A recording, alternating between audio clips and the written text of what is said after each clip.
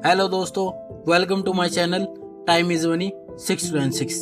तो आज का अपना टॉपिक है एक पब्लिक लिमिटेड कंपनी क्या होती है। और एक पब्लिक लिमिटेड कंपनी का यह टॉपिक आज का सबसे इम्पोर्टेंट टॉपिक है, क्योंकि एक पब्लिक लिमिटेड कंपनी ही वह कंपनी होती है जो अपनी हिस्सेदारी आम जनता में शेयर के माध्यम से बेचकर पैसा प्राप्त करती है। आज के समय कोई भी व्यक्ति अगर छोटे से छोटा व्यापार भी स्टार्ट करता है तो वह एक प्रोप्राइटरशिप फर्म के अंदर आता है, और अगर वह इसी व्यापार में अपने एक दो दोस्तों को शामिल कर लेता है तो यही प्रोप्राइटरशिप फर्म आपकी एक पार्टनरशिप फर्म बन जाती है। और अगर आपको लगता है कि फर्म के व्यापार को और अधिक बढ़ाना चाहिए तो आप एक पार्टनरशिप फर्म के बजाय एक प्राइवेट लिमिटेड फर्म की शुरुआत कर सकते हैं, जिसके अंदर आप अपनी कंपनी की हिस्सेदारी को अपने यार दोस्तों में बेचकर पैसे प्राप्त कर सकते हैं तथा व्यापार को आगे बढ़ा सकते हैं। तो चलिए अब आज बिना टाइम वेस्ट करते हुए अपने टॉपिक की शुरुआत करते हैं कि एक पब्लिक लिमिटेड कंपनी क्या होती है। तो हर बार की तरह ही इसको एक एग्जाम्पल की मदद से ही समझते हैं। राम और श्याम दो दोस्त हैं जिन्होंने 10-10 लाख रुपए लगाकर एक प्राइवेट लिमिटेड कंपनी की शुरुआत की तथा वह दोनों ही उस फर्म के डायरेक्टर भी बन गए और शेयर होल्डर भी बन गए।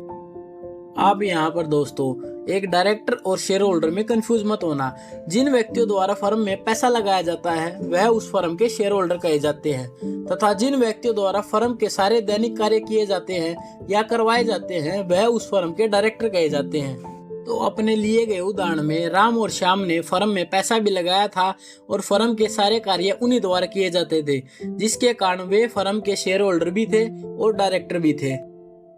दोनों ने कड़ी मेहनत करके कंपनियों को एक अलग ही मुकाम तक पहुंचा दिया था और इसी कारण से उनकी इस वित्तीय वर्ष की बिक्री 50 करोड़ की हो गई थी। और एक दिन कंपनी के डायरेक्टर की मीटिंग रखी गई जिसमें उन दोनों ने मिलकर यह तय किया कि जिस प्रकार इस राज्य में अपनी कंपनी का यह प्लांट है उसी प्रकार दूसरे राज्य में भी एक ऐसा ही प्लांट होना चाहिए, जिसके कारण अपना व्यापार और अधिक बढ़ जाएगा। उनके इस विचार के कारण उनकी कंपनी ने यह निष्कर्ष निकाला कि इसी तरह के एक और प्लांट की व्यवस्था करने के लिए उन्हें लगभग 20 करोड़ रुपए की आवश्यकता पड़ेगी। और इन्हीं 20 करोड़ रुपए की आवश्यकता के लिए राम और श्याम अपने बैंक के पास चले जाते हैं और बैंक ने कहा कि वह बिना कुछ गारंटी के उन्हें 20 करोड़ रुपए नहीं दे सकता है।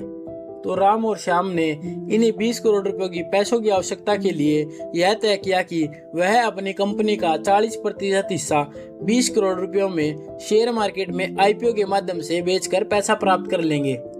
दोस्तों, मैंने आईपीओ के ऊपर एक वीडियो बना रखी है, अगर आपको आईपीओ के बारे में नहीं पता तो एक बार उसको जाकर देख लीजिएगा।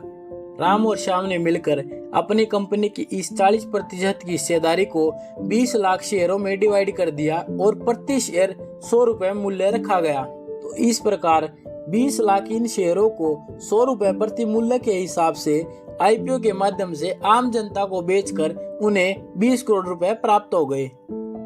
तो इस प्रकार दोस्तों आईपीओ के माध्यम से पैसा प्राप्त करके एक प्राइवेट लिमिटेड कंपनी एक पब्लिक लिमिटेड कंपनी में बदल जाती है। तो दोस्तों एक बिल्कुल प्राइवेट लिमिटेड कंपनी की तरह ही एक पब्लिक लिमिटेड कंपनी में भी एमओए तथा एओए बनाया जाता है। दोस्तों याद रखना, एक पब्लिक लिमिटेड कंपनी की शुरुआत करने के लिए हमें मिनिमम 3 डायरेक्टरों की आवश्यकता पड़ेगी और हमें एक प्राइवेट लिमिटेड कंपनी की शुरुआत करने के लिए मिनिमम 2 डायरेक्टरों की आवश्यकता पड़ती है। दोस्तों आपने भी कभी न कभी जरूर सुना होगा कि वह कंपनी आईपीओ के माध्यम से पैसा प्राप्त करने जा रही है, वह कंपनी 500 करोड़ रुपए की वैल्यूएशन के हिसाब से अपना 10% हिस्सा बेच रही है। इस प्रकार की बातें तो आपने भी मार्केट में बहुत सुनी होगी। और याद रखना, जिस भी कंपनी को आप शेयर मार्केट में शेयर के माध्यम से खरीद और बेच सकते हैं वह कंपनी हमेशा एक पब्लिक लिमिटेड कंपनी होती है। और जिस दिन से उस कंपनी का शेयर मार्केट में लिस्टेड हो जाता है उसी दिन से वह कंपनी अपने नाम के पीछे प्राइवेट लिमिटेड कंपनी के बजाय एक लिमिटेड कंपनी लगाना शुरू कर देती है। यही एक पब्लिक लिमिटेड कंपनी की मुख्य पहचान होती है। और एक पब्लिक लिमिटेड कंपनी की शुरुआत करने के लिए इन सभी लिखी हुई बातों का पालन करना अनिवार्य होता है।